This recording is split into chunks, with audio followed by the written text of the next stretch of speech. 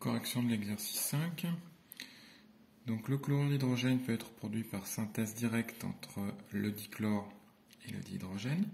Cela représente environ 15% de la production mondiale. Il est ensuite dissous dans l'eau pour obtenir une solution d'acide chlorhydrique. Donc petit 1, à l'aide de l'énoncé, on nous demande d'écrire l'équation de synthèse du chlorure d'hydrogène. Donc petit 1, donc on nous demande d'écrire une équation de réaction. Cette équation, eh bien, elle a pour produit donc le chlorure d'hydrogène.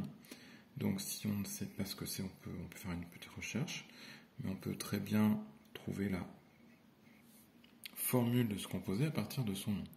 Chlorure, chlore, Cl, H, hydrogène. Donc c'est une espèce chimique composée d'hydrogène et de chlore qui a pour formule HCl. Donc ce chlore d'hydrogène, on le produit à partir de deux réactifs, le dichlore et le dihydrogène. Donc comme le nom l'indique, dichlore, eh bien, c'est une espèce chimique composée de molécules à base de 2 atomes de chlore, alors que le dihydrogène, lui, est à base de 2 atomes d'hydrogène. Donc il n'y a pas de difficulté particulière. Donc on peut commencer par écrire les formules des espèces qui interviennent dans cette réaction. Donc on fait réagir ensemble du dihydrogène et du dichlore, H2 et Cl2, pour former du chlorure d'hydrogène, c'est-à-dire HCl. Donc une fois que les formules des réactifs et des produits sont notées, il ne reste plus qu'à équilibrer. Donc ici on a 2 hydrogènes, ici un seul, donc il nous en faut 2 fois plus. Donc je rajoute un coefficient 2 devant HCl, ce qui nous fait maintenant donc 2H et 2 chlore parmi les produits. Et on a également 2 hydrogènes et 2 chlore. Donc ce coefficient 2 est suffisant pour équilibrer notre équation de réaction. Ensuite, petit 2. Petit 2, on nous dit qu'on fabrique 50 litres de chlorure d'hydrogène gazeux par cette méthode, et on nous demande de calculer la quantité de matière correspondante. Et pour cela, on nous fournit une donnée, c'est Vm, parce que c'est ce qu'on appelle le volume molaire, qui vaut 22,4 litres par mol. Donc, quand on nous demande de calculer une quantité de matière, en réalité, on nous demande de calculer un nombre de moles. Petit n représente ce nombre de moles et correspond à notre inconnu. On a à notre disposition une grandeur Vm, le volume molaire. Alors, à quoi correspond le volume molaire ? Il correspond au rapport du volume d'un gaz divisé par son nombre de moles. C'est le rapport de V, le volume, divisé par N, le nombre de moles. Donc notre inconnu, on va chercher à l'isoler, c'est N. Donc on peut écrire que N, si on le fait passer de l'autre côté, N fois Vm est égal à V. Ou encore, maintenant, si on se débarrasse de Vm et qu'on le fait passer de l'autre côté, N est égal à V sur Vm. Donc ces deux grandeurs, on les connaît. On sait qu'on prépare 50 litres de chlorure d'hydrogène, donc V est égal à 50 litres, et le volume molaire vaut 22,4. Donc si on fait le calcul, ça nous donne, en arrondissant, N est égal à 2,2 mol. Donc voilà notre quantité de matière. Ensuite, petit 3.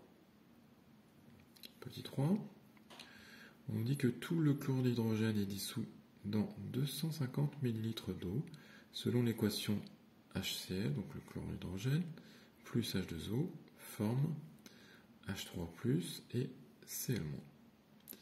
Donc petit a, d'après l'équation, quelle est la quantité N' d'ion oxonium H3+ dans la solution. Donc pour cela, pour répondre à cette question, on va exploiter l'équation de dissolution qu'on nous donne. Cette équation, elle nous dit qu'il réagit un HCl avec une molécule d'eau et qu'il se forme un ion H3O+, et un ion HCl-. Donc ça signifie qu'il y a autant d'HCl que de H2O qui réagissent, mais ça veut également dire qu'il y a autant d'H3+ qu'il se forme qu'il y a de HCl qui se dissout au départ. Donc, autrement dit, l'équation nous dit que N', la quantité de matière de H3O+ formée, est égale à petit n, la quantité de HCl qui est dissous. Et donc, petit n, on l'a calculé juste avant, donc N' est égal à 2,2 mol. Ensuite, petit b, on nous demande de déduire la concentration grand C des ions oxonium H3O+. Donc, calculer une concentration, ça revient à faire le rapport du nombre de moles par le volume de la solution. Donc ici, on a dans notre solution une quantité N' d'ions H3O+, qu'on a indiqué juste avant, 2,2 mol, et le volume de la solution est de 250 millilitres. Donc pour que cette relation soit valable, il faut faire attention néanmoins à ce que le volume soit en litres. Donc si on convertit, ça nous fait 0,250 litres. Donc si on applique cette formule, ça nous donne C, concentration, est égal au nombre de moles, c'est-à-dire 2,2, divisé par 0,250, et le calcul nous donne donc 8,8 moles par litre. Donc la concentration des ions oxonium dans cette solution est de 8,8 mol par litre. Petit c. Justifier que la solution est acide. Eh bien, c'est relativement simple.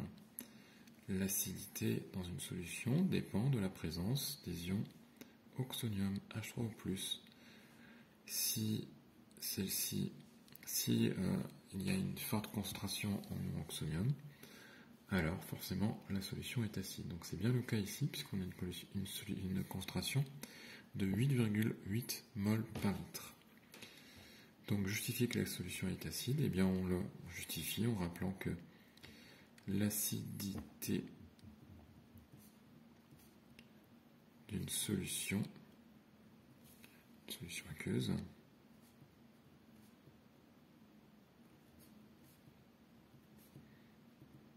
est liée à la présence des ions oxonium. Leur concentration est élevée.